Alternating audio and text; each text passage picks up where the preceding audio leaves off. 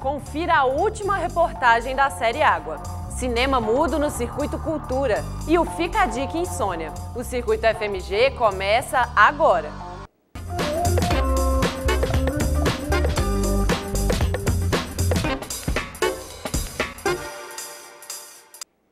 Boa noite. Ao longo desta semana, você acompanhou a série Água e hoje vamos entender a situação dos reservatórios. Esta paisagem já foi mais bonita. O lago era ponto de encontro, famoso pelas atividades náuticas. O que ninguém pensava é que ele também era uma das maiores fontes de água do estado. Hoje, quase seco. A paisagem aqui é assustadora e mais lembra o sertão do que uma área de serra e mata preservada. A região metropolitana de Belo Horizonte é abastecida pelo sistema Paraopeba, que reúne 3 reservatórios: o Rio Manso, o Serra Azul e este, o Vargem das Flores. Esta é uma represa com mais de 100 quilômetros quadrados e capacidade de pelo menos 44 milhões de metros cúbicos. Mas o nível de água por aqui preocupa. Isso porque a Várzea das Flores hoje está com pouco mais do que 25% do volume total de água. Só para você ter uma ideia, há alguns meses atrás, neste local, eu poderia estar submerso a quase 10 metros de profundidade. Mesmo com as chuvas que atingiram o estado nos 2 primeiros meses do ano, o nível dos reservatórios continua baixo. Para o coordenador do Laboratório de Gestão Ambiental de Reservatórios da UFMG, elas não são suficientes para resolver a crise do abastecimento no estado. Agora em fevereiro, graças a Deus, estamos tendo chuva até mesmo acima da média. Mas o montante dessa chuva é insuficiente para cobrir o déficit que já havia, né, durante todo o ano de 2004, ainda já no final de 2013, não é? E, particularmente, nos coloca numa situação não só de atenção, mas de preocupação muito grande em relação ao decorrer do ano de 2015. Na visão do relator especial da Comissão de Água Potável e Saneamento Básico da ONU, a crise hídrica é resultado da falta de chuva, mas também de planejamento que não levou em conta que a água é um recurso finito. Essa crise não deveria estar acontecendo, né? O poder público tem a obrigação de zelar para que o planejamento do fornecimento de água leve em conta essas situações de estiagem e não coloque a população sob risco de desabastecimento. Na falta de água, o alerta é para fechar as torneiras. É preciso diminuir o consumo em pelo menos 30%. E segundo a Copasa, 80% da água gerida pela empresa é utilizada dentro de casa. Foi pensando em economizar que a Alcione mudou até a estrutura de abastecimento do prédio onde mora. Hoje, os condôminos podem controlar o próprio gasto em hidrômetros individuais. A conta vem especificada, a quantidade de litros que a gente gastava e a importância que era paga com isso, né? O dinheiro, né, que saía era muito alto. Chegamos a ter o consumo de mais de R$ 4.000 por mês. A economia, para você ter uma ideia, desse último mês, comparando-se ao último mês da leitura coletiva, vamos por assim, caiu 220 mil litros no mês. Da última conta de 4.200 e alguma coisa assim, essa última conta veio R$ 1.700.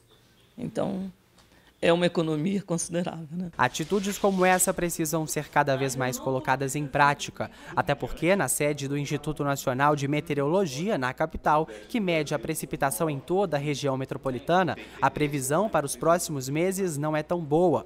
E por isso, o racionamento de água não é descartado. Se até abril as chuvas não se intensificarem, a crise de abastecimento pode não se resolver. Nós temos passado por deficiência de chuva nas últimas 3 estações chuvosas em Minas Gerais.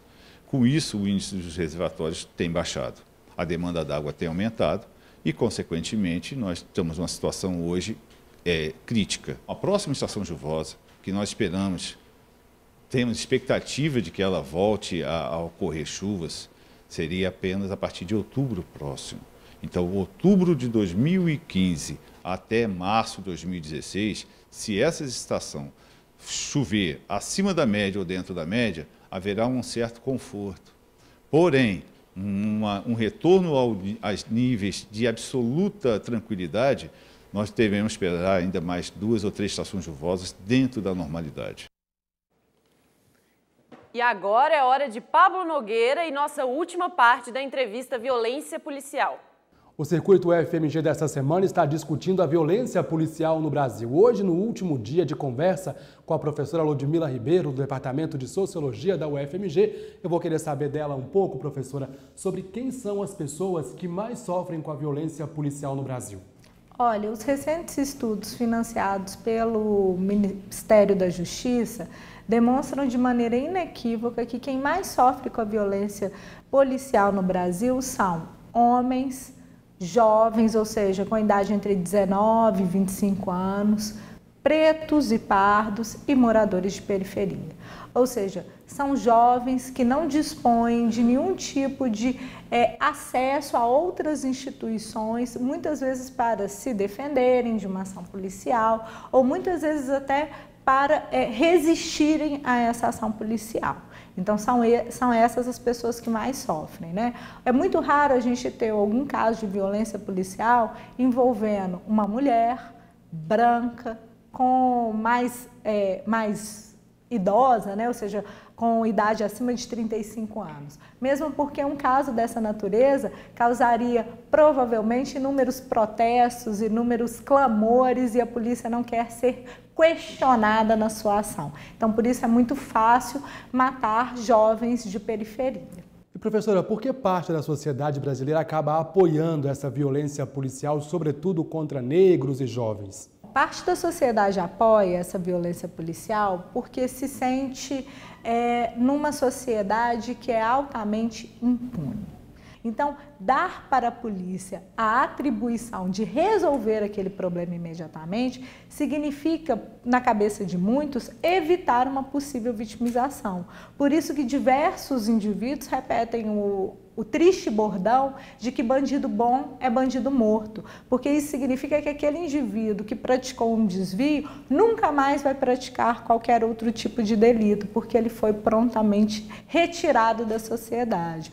Agora, o que é perigoso nisso tudo é que nós estamos num Estado democrático de direito que não adota a pena de morte. Então, todos nós temos direito ao devido processo legal, a um julgamento e a uma sentença que pode ser inclusive de absolvição. Então, deixar que a polícia faça justiça com as suas próprias mãos significa, na realidade, uma grande injustiça. Significa negar a esses indivíduos, que são cidadãos de direito, o direito ou a possibilidade de se defenderem de uma determinada acusação. Ok, professora, muito obrigado então por sua presença aqui no Circuito UFMG durante toda esta semana. Para você de casa rever todo o nosso bate-papo durante toda a semana, é só acessar a nossa página no Facebook. Até a próxima! O ambiente adequado para dormir é o tema de hoje no Fica a Dica.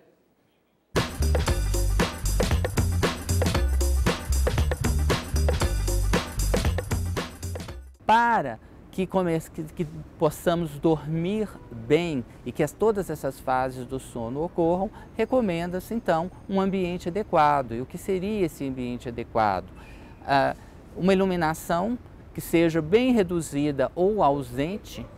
Então, em geral, uma ausência de iluminação, um colchão adequado. Então, isso é individual também, tem pessoas que preferem dormir seja no colchão mais leve ou no colchão mais rígido, mas que a pessoa tenha um colchão e uma cama adequados para que ela possa ter uma boa noite de sono, sem se incomodar, e os barulhos, que também são importantes.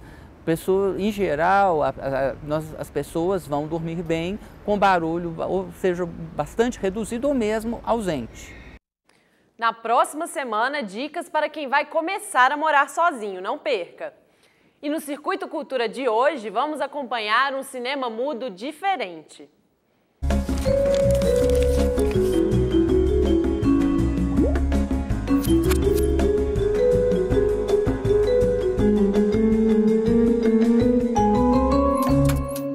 No próximo dia 11 de março, acontece no Teatro Klaus Viana Oi Futuro a apresentação do filme Soren, produzido e dirigido por alunos da UFMG. Eu converso agora com Samuel Quinteiro, que é um dos diretores do projeto. Então, Samuel, qual que é a proposta do filme? Então, o filme Soren, ele é um filme mudo, em preto e branco, que a gente produziu inteiro, assim, sem orçamento, foi bancado independente, assim. Desde o início, foi no Grupo Galpão, assistindo aulas de teatro e conversando com os alunos de teatro, apresentando a proposta, assim, o projeto, né? Com o roteiro, eles foram os que foram se interessando, foram entrando nos papéis, assim. Depois de ter gravado todo o filme, preto e branco, filme mudo, criamos uma banda de 3 guitarristas, um baterista e um baixista para compor a trilha sonora inteira.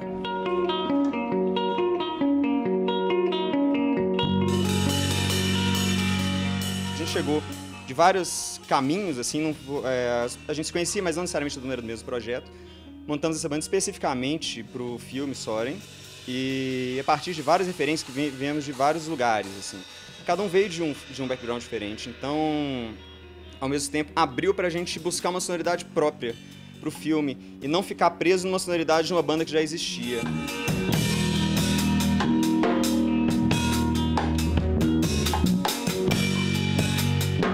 A proposta é de uma experiência audiovisual um pouco diferente do que a experiência que você tem no cinema, necessariamente. Então, ter um filme mudo, né? Buscar as referências do filme mudo e propor fazer ele inteiro como a trilha sonora, e pensando nisso hoje em dia com os recursos que a gente tem de instrumentos, de diversidade de sons mesmo, né? Abre muita possibilidade para a gente realizar uma pesquisa mesmo de som e da experiência, assim, para trazer isso para esse espaço do cinema.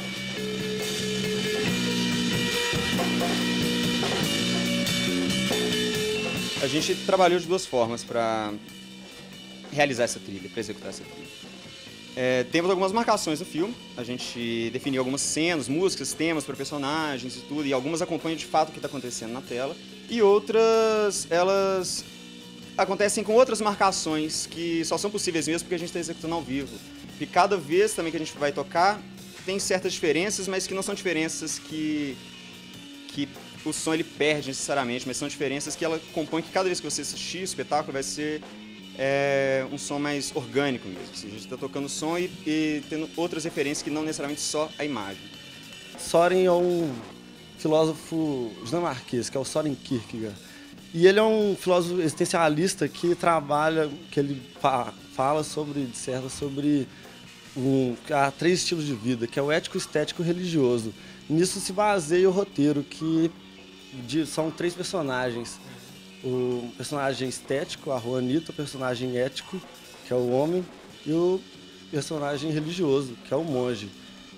O filme em si, ele não trabalha o Søren, o filósofo Kierkegaard. É muito mais sobre a experiência da vida e traçar as suas escolhas e você ser sincero com você mesmo.